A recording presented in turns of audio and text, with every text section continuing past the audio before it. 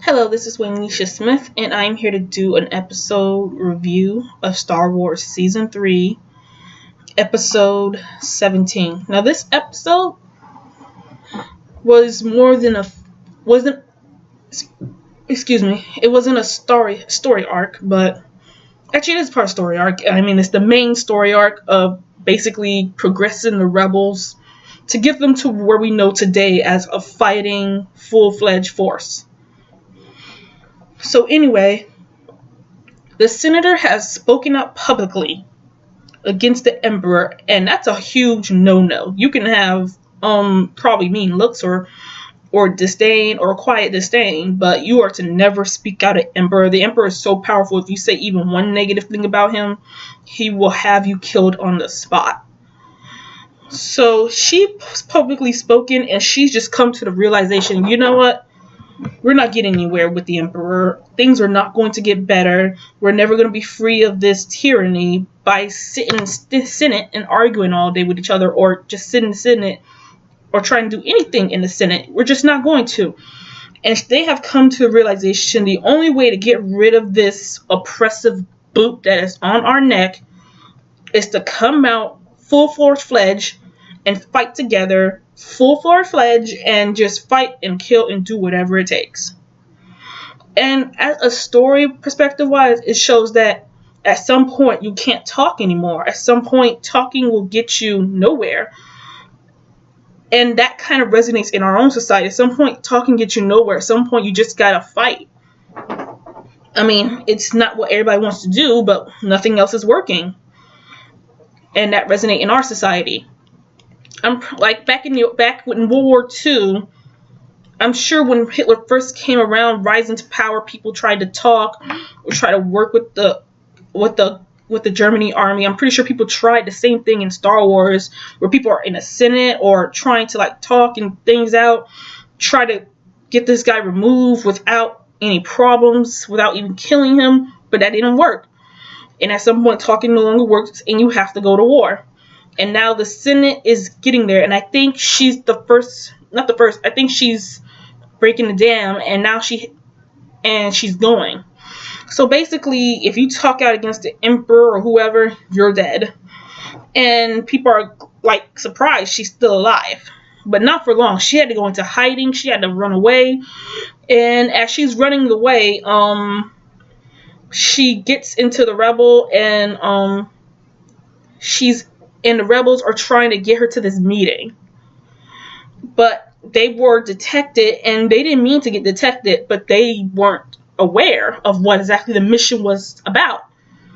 And that's the problem with the rebels. When you have top secret missions, you're not aware of what's going on, so you don't know exactly how to govern yourself. I mean, they tried to stay silent, but I'm with them on that. If y'all wanted us to stay more silent, then you shouldn't have been so freaking secretive. And I understand from where they're coming from too. Like, we have to be secretive. This is like we're trying to make freedom, and this is a very big win for us. And we have to be super secretive. And I understand that. I completely understand that. But at the same time, if you don't want something to go south, you also have to be able to give out a tiny bit more information. So anyway, they got discovered by this droid, and now the Empire's after them, and they know that they have a senator. There's a dogfight, and Ezra eventually show in the senator and Hera. They almost got captured by the Empire, but Ezra showed up with this other guy, and they saved them. And the senator eventually gets her message out and talks to the people in the meeting, and now she has a good start to this rebellion, making it less of just a rebel force and more like a full-fledged threat to the Empire. That's the thing about empires. If your people aren't happy with you, it reminds me of a thing I heard when I was little, but when I heard from this cartoon. And it was about these rabbits. And one rabbit said that he knew why his guy betrayed him.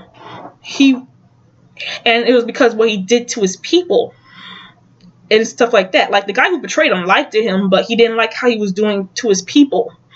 And he realized that, yes, you need a crushing hand to take over a place. But in order to keep it, you also must have a kind governing hand. It means, like, taking over something is easy. That's just the beginning.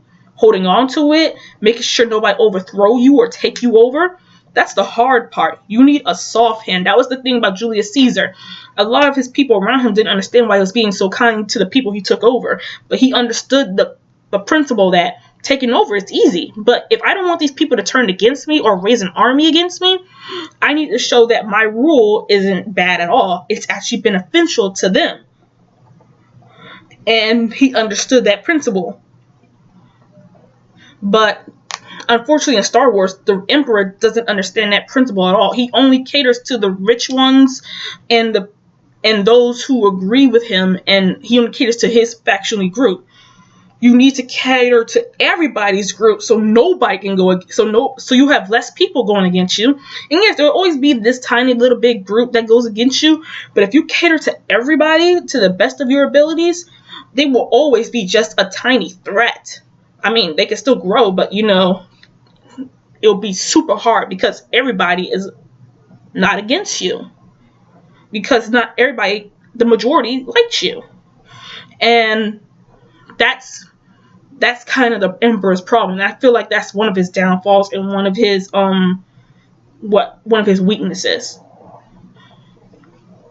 So anyway, that was this episode, and because of that weakness, the rebel forces actually have a giant force, and they're no longer just this little fraction. We're now this big group, and they're becoming more and more of an army. And I feel like the Empire's starting to realize that, and it's happening bit by bit. I hate how my camera look. I really do. So anyway, we saw Grand Admiral Thrawn in this one more. And as always, he's brilliant. He's using these people's cultures and how they think against them. And he's just great. I love Grand Admiral Thrawn and how they're portraying him. Like, when I first heard about Grand Admiral Thrawn, I actually went back and read some of the comics and listened to some audio takes of the book, and he's brilliant in those too. And in this one, he's brilliant as well, and I'm loving Grand Admiral Thrawn every step of the way. So anyway, let me know what you guys think about this episode in the comments section down below. Like and subscribe, and I'll see you later.